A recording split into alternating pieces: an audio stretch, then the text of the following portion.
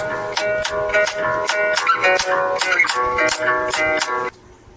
Viewer, welcome back to our channel maths zone with PP. मैं संजीव कुमार आज आपको class 12 pol science की chapter 3 जो समकालीन दक्षिण एशिया है उसके बारे में डिटेल जानकारी देता हूं और इससे रिलेटेड इम्पोर्टेंट टॉपिक्स और इम्पोर्टेंट क्वेश्चंस की भी जानकारी मैं दूंगा। इसके अलावा प्रीवियस चैप्टर की जो लिंक है वो आपको डिस्क्रिप्शन में मिल जाएगी। तो आइए स्टार्ट होते हैं अब।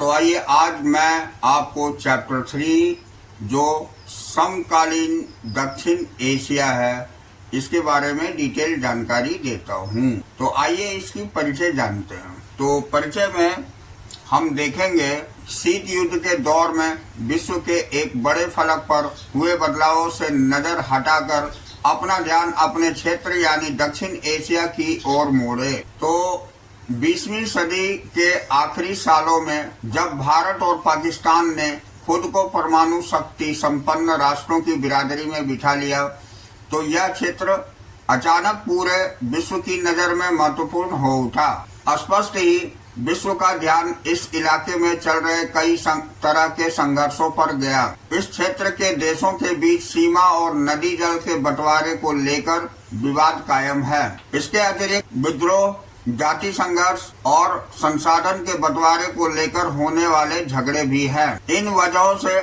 दक्षिण एशिया का इलाका बड़ा संवेदनशील है और अनेक विशेषज्ञों का मानना है कि आज विश्व में यह क्षेत्र सुरक्षा के लिहाज से खतरे की आशंका वाला क्षेत्र है। साथ ही एक बात और है, इसके इलाके के बहुत से लोग इस तथ्य का निशानदेही करते हैं कि दक्षिण एशिया के देश अगर आपस में सहयोग करें तो यह क्षेत्र विकास करके समृद्ध बन सकता है। यानी ये लाइन बहुत ही महत्वपूर्ण है। अब इस अध्याय में हम दक्षिण एशिया के देशों के बीच मौजूद संघर्षों की प्रकृति और इन देशों के आपसी सहयोग को समझने की कोशिश करेंगे। दक्षिण एशिया के देशों की घरेलू राजनीति से इन झगड़ों या सहयोग का मिजाज तय होता है तथा वह इनके मूल में है। इस वजह से अध्याय में पहले दक्षिण एशिया का परिचय दिया जाएगा और कुछ देशों की घरेलू राजनीति की चर्चा की जाएगी। अब देखिए, तो ये क्या है दक्षिण एशिया, इसके बारे में बताता हूँ। भारत और पाकिस्तान के बीच क्रिकेट मैच कितना तनावपूर्ण होता है यह हम बखूबी जानते हैं। हमने यह भी देखा है कि क्रिकेट मैच देखने के लिए पाकिस्तानी और भारतीय फैंस जब एक दूसरे के देश में पहुंचते हैं तो उनका बड़ा आदर सत्कार होता है, गर्मजोशी से मेजबानी की जाती है। यही हाल दक्षिण एशियाई मामले की भी है। यह एक ऐसा क्षेत्र है जहां सद्भाव और शत्रुता, आशा और निराशा तथा पारस्परिक शंका और विश्वास साथ साथ बसते। अब शुरुआत हम इस बुनियादी सवाल से करें कि दक्षिण एशिया क्या है। तो अमूमन बांग्लादेश, भूटान, भारत, मालदीव, नेपाल, पाकिस्तान और श्रीलंका को इंगित करने के लिए दक्षिण एशिया पद का व्यवहार किया जाता है। कहने का मतलब हो गया कि दक्षिण एशिया के अंतर्गत सारे देश आते हैं, जिसमें पहला बांग्लादेश है, दूसरा भूटान, तीसरा भारत, चौथा मालदीव, पांचवा नेपाल, उसके बाद पाकिस्तान, छठा और सातवां श्रीलंका। ये 7 देश मिलकर के हमारी दक्षिण एशिया को बनाते हैं। तो उत्तर की विशाल हिमालय पर्वत श्रृंखला, दक्षिण का हिंद महासागर, पश्चिम का अरब सागर और पूरब में मौजूद बंगाल की खाड़ी से यह इलाका एक विशिष्ट प्राकृतिक क्षेत्र के रूप में नजर आता है। यह भौगोलिक विशिष्टता ही उस उपमहाद्वीप क्षेत्र के भाषाई, सामाजिक और सांस्कृतिक अनूठेपन के लिए जिम्मेदार है। इस क्षेत्र की चर्चा में जब तक अफगानिस्तान और म्यांमार को भी शामिल किया जाता है। चीन इस क्षेत्र का एक प्रमुख देश है, लेकिन चीन को दक्षिण एशिया का अंग नहीं माना जाता। इस अध्याय में हम दक्षिण एशिया पद का इस्तेमाल उपयुक्त 7 देशों के लिए करेंगे, जो कि मैं ऊपर बता चुका हूँ। इस तरह परिभाषित दक्षिण एशिया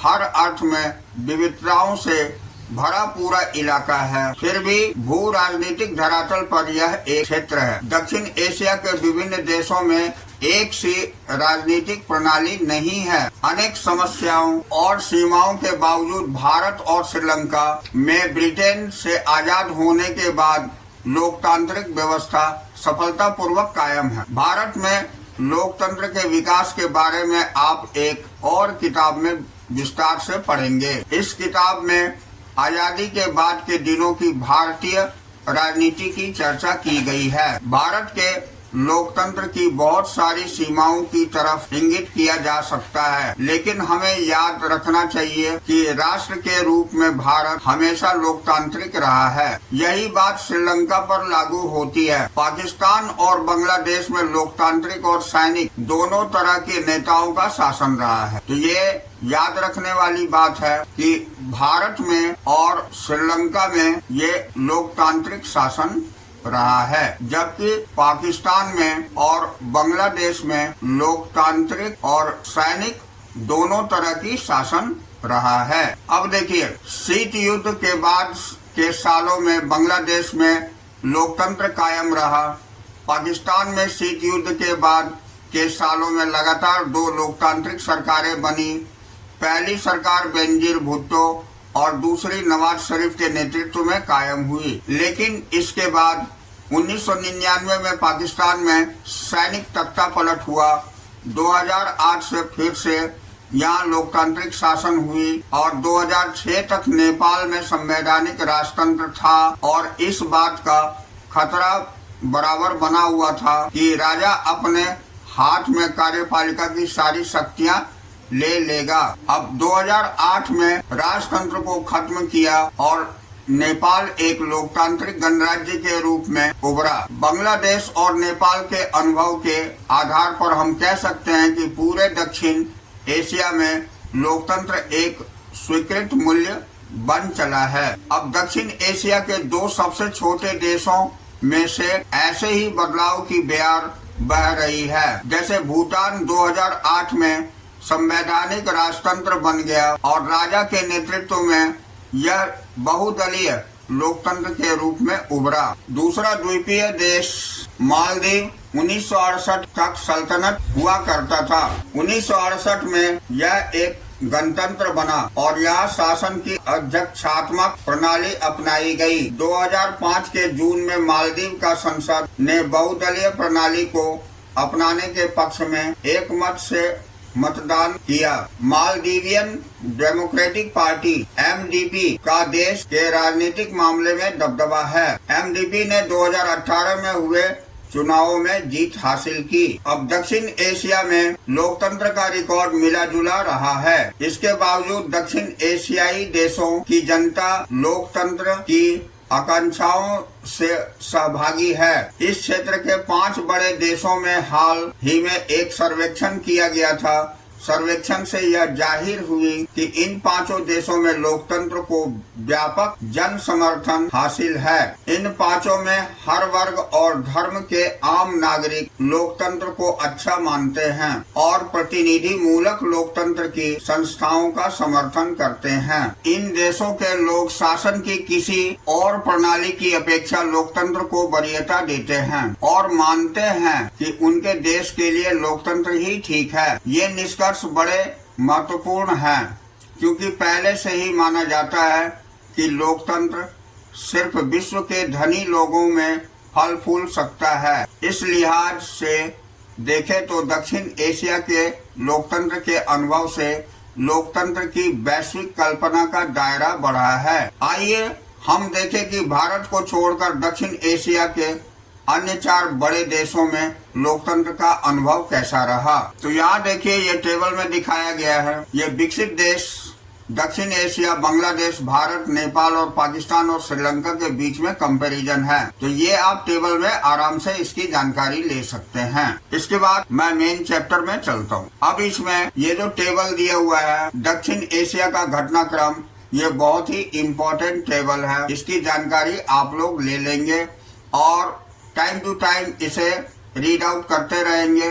तो ये मात्र कंटिन्यू पढ़ने से, लगातार इसको अगर पढ़ते रहेंगे तो ये घटनाक्रम आपको बिल्कुल याद हो जाएगी। इसे रटने की बात नहीं है, इसे बार बार देखने की आवश्यकता है। तो अब नेक्स्ट टॉपिक में हम चलते हैं। तो नेक्स्ट टॉपिक हमारी है पाकिस्तान में सेना और लोकतंत्र। ये है पाकिस्तान में सेना और लोकतंत्र। तो इसके बारे में डिटेल जानकारी लेते हैं। तो पाकिस्तान में पहले संविधान के बनने के बाद देश के शासन की बागडोर जनरल अयूब खान ने अपने हाथों में ले ली और जल्दी ही अपना निर्वाचन भी करा लिया। उनके शासन के खिलाफ जनता का गुस्सा भड़का और ऐसे में उन्हें अपना पद छोड़ना पड़ा। इससे एक बार फिर सैनिक शासन का रास्ता साफ हुआ और जनरल याहिया खान ने शासन की बागडोर संभाली। याहिया खान के सैनिक शासन के दौरान पाकिस्तान को बांग्लादेश संकट का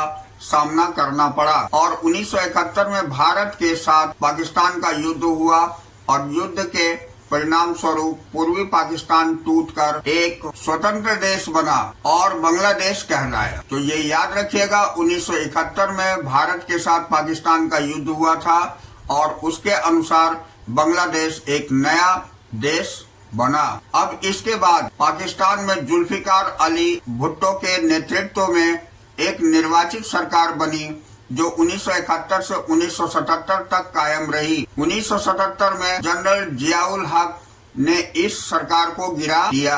1982 के बाद जनरल जियाउल हक को लोकतंत्र समर्थक आंदोलन का सामना करना पड़ा और 1988 में एक बार फिर बेनजीर भुट्टो के नेतृत्व में लोकतांत्रिक सरकार बनी। पाकिस्तान में इसके बाद की राजनीति बेनजीर भुट्टो की पाकिस्तान पीपल्स पार्टी और मुस्लिम लीग के आपसी होड़ के इर्द गिर्द घूमती रही। निर्वाचित लोकतंत्र की यह अवस्था 1999 तक कायम रही। 1999 में एक बार फिर सेना ने दखल दी और जनरल परवेज मुशर्रफ ने प्रधानमंत्री नवाज शरीफ को हटा दिया। 2001 में परवेज मुशर्रफ ने अपना निर्वाचन राष्ट्रपति के रूप में कराया और पाकिस्तान पर सेना की हुकूमत थी। हालांकि सैनिक शासकों ने अपने शासन को लोकतांत्रिक जताने के लिए चुनाव कराए। 2008 से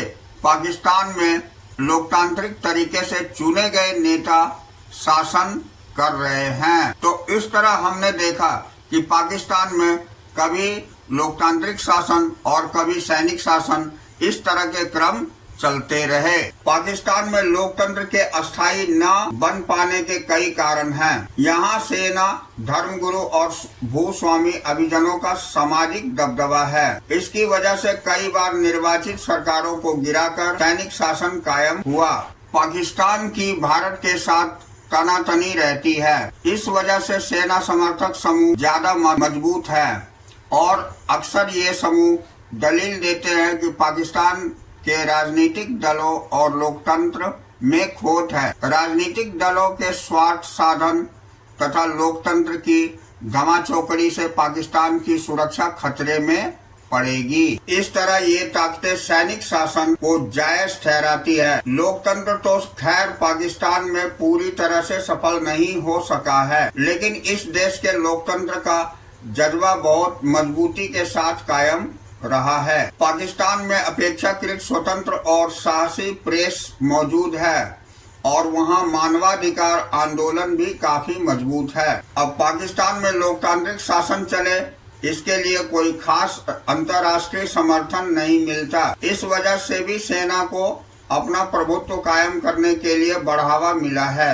अमेरिका तथा अन्य पश्चिमी देशों ने अपने अपने स्वार्थों से गुजरे वक्त में पाकिस्तान में सैनिक शासन को बढ़ावा दिया। इन देशों को उस आतंकवादी से डर लगता है जिसे ये देश विश्वव्यापी इस्लामी आतंकवाद कहते हैं। इन देशों को यह भी डर सताता है कि पाकिस्तान के परमाणुक हथियार कहीं इन आतंकवादी समूहों के हाथ न लग जाए। इन बातों को के मद्देनजर पाकिस्तान को ये देश पश्चिम और दक्षिण एशिया में पश्चिमी हितों का रखवाला मानते हैं। अब हम नेक्स्ट टॉपिक पढ़ेंगे बांग्लादेश में लोकतंत्र। अभी हमने ऊपर देखा पाकिस्तान में लोकतंत्र, अब हम बांग्लादेश में लोकतंत्र की चर्चा करेंगे। तो 1947 से 1971 तक बांग्लादेश पाकिस्तान का अंग था। अब अंग्रेजी राज्य के समय के बंगाल और असम के विभाजित हिस्सों से पूर्वी पाकिस्तान का यह क्षेत्र बना था। इस क्षेत्र के लोग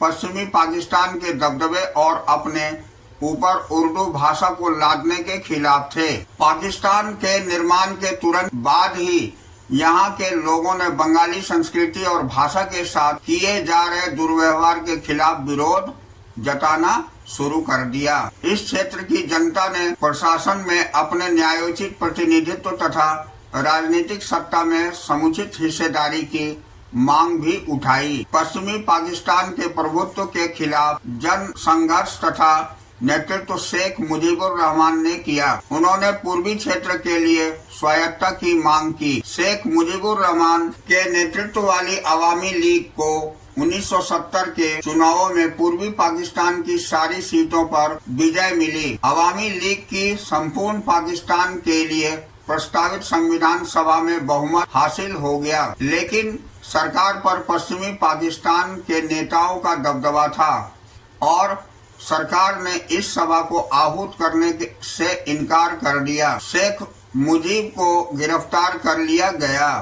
जनरल याहिया खान के सैनिक शासन में पाकिस्तानी सेना ने बंगाली जनता के आंदोलन को कुचलने की कोशिश की। हजारों लोग पाकिस्तानी सेना के हाथों मारे गए। इस वजह से पूर्वी पाकिस्तान से बड़ी संख्या में लोग भारत पलायन कर गए। भारत के सामने इन शरणार्थियों को संभालने की समस्या आन खड़ी हुई। भारत की सरकार ने पूर्वी पाकिस्तान के लोग की आजादी की मांग का समर्थन किया और उन्हें वित्तीय और सैनिक सहायता दी। इसके परिणाम स्वरूप 1971 में भारत और पाकिस्तान के बीच युद्ध छिड़ गया। युद्ध की समाप्ति पूर्वी पाकिस्तान में पाकिस्तानी सेना के आत्मसमर्पण तथा एक स्वतंत्र राष्ट्र बांग्लादेश के निर्माण से हुई। अब ये देखिए, बांग्लादेश ने अपना संविधान बनाकर उसमें अपने को एक धर्मनिरपेक्ष लोकतांत्रिक तथा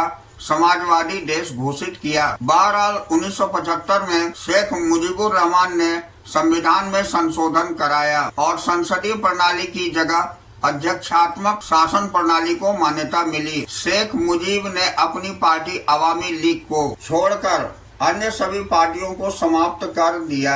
इससे तनाव और संघर्ष की स्थिति पैदा हुई। 1975 के अगस्त में सेना ने उनके खिलाफ बगावत कर दी और इस नाटकीय और त्रासद घटनाक्रम में शेख मुजीब सेना के हाथों मारे गए। नए सैनिक शासन जियाउर रहमान ने अपनी बांग्लादेश नेशनल पार्टी बनाई और 1989 के चुनाव में विजयी रहे। जियाउर रहमान की हत्या हुई और लेफ्टिनेंट जनरल HM इरशाद के नेतृत्व में बांग्लादेश में एक और सैनिक शासन ने बागडोर संभाली। लेकिन बांग्लादेश की जनता जल्दी ही लोकतंत्र के समर्थन में उठ खड़ी हुई। आंदोलन में छात्र आगे चल रहे थे। बाध्य होकर जनरल इरशाद ने एक हद तक राजनीतिक गतिविधियों की छूट दी। इसके बाद के समय में जनरल इरशाद 5 सालों के लिए राष्ट्रपति निर्वाचित हुए। जनता के व्यापक विरोध के आगे झुकते हुए लेफ्टिनेंट जनरल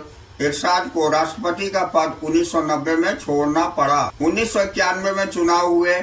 इसके बाद से बांग्लादेश में बहुदलीय चुनावों पर आधारित प्रतिनिधि मूलक लोकतंत्र कायम है। तो ये थे बांग्लादेश की पोजीशन, यानी बांग्लादेश की स्थिति। अब हम देखेंगे नेपाल में राजतंत्र और लोकतंत्र। तो अब हम नेक्स्ट टॉपिक नेपाल में राजतंत्र और लोकतंत्र पर आते हैं। नेपाल अतीत में एक हिंदू राज्य था। फिर आधुनिक काल में कई सालों तक यहाँ संवैधानिक राजतंत्र रहा। संवैधानिक राजतंत्र के दौर में नेपाल की राजनीतिक पार्टियां और आम जनता ज्यादा खुले और उत्तरदायी शासन की आवाज उठाते रहे। लेकिन राजा ने सेना की सहायता से शासन का पूरा नियंत्रण कर लिया और नेपाल में लोकतंत्र की राह अवरुद्ध हो गई। एक मजबूत लोकतंत्र समर्थक आंदोलन की चपेट में आकर राजा ने 1990 में नए लोकतांत्रिक संविधान की मांग मान ली। नेपाल में लोकतांत्रिक सरकार का कार्यकाल बहुत छोटा और समस्याओं से भरा रहा। 1990 के दशक में नेपाल के माओवादी नेपाल के अनेक हिस्सों में अपना प्रभाव जमाने में कायम हुए। माओवादी राजा और सत्ताधारी अभिजन के खिलाफ सशस्त्र विद्रोह करना चाहते थे। वह इस वजह से राजा की सेना और माओवादी गौरिल्ले के बीच हिंसक लड़ाई छिड़ गई। कुछ समय तक राजा की सेना, लोकतंत्र समर्थकों और माओवादियों के बीच त्रिकोणीय संघर्ष हुआ। 2002 में राजा ने संसद को भंग कर दिया और सरकार को गिरा दिया। इस तरह नेपाल में जो भी थोड़ा बहुत लोकतंत्र था उसे राजा ने खत्म कर दिया। अब अप्रैल 2006 में यहाँ देशव्यापी लोकतंत्र समर्थक प्रदर्शन हुए। संघर्षरत लोकतंत्र समर्थक शक्तियों ने अपनी पहली बड़ी जीत हासिल की जब राजा ज्ञानेंद्र ने बाध्य होकर संसद को बहाल किया तो इसे अप्रैल 2002 में भंग कर दिया गया था। मोटे तौर पर अहिंसक रहे इस प्रतिरोध का नेतृत्व 7 दलों के गठबंधन 7 पार्टी अलायंस,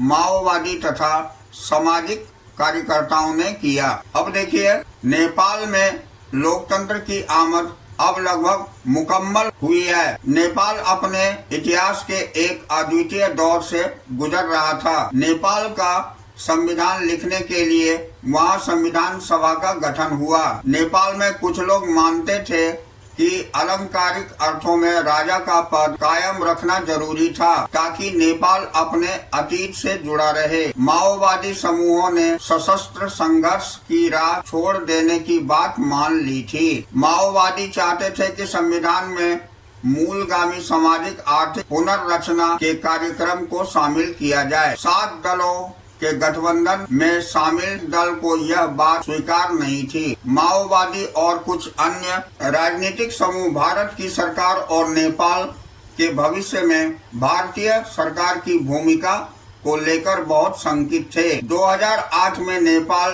राजतंत्र को खत्म करने के बाद लोकतांत्रिक गणराज्य बन गया। अब 2015 में नेपाल ने नया संविधान अपनाया।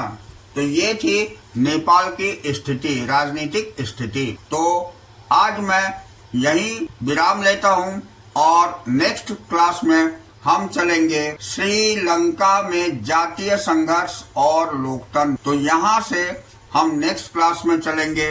तो that's all for today. We will meet again on the next class.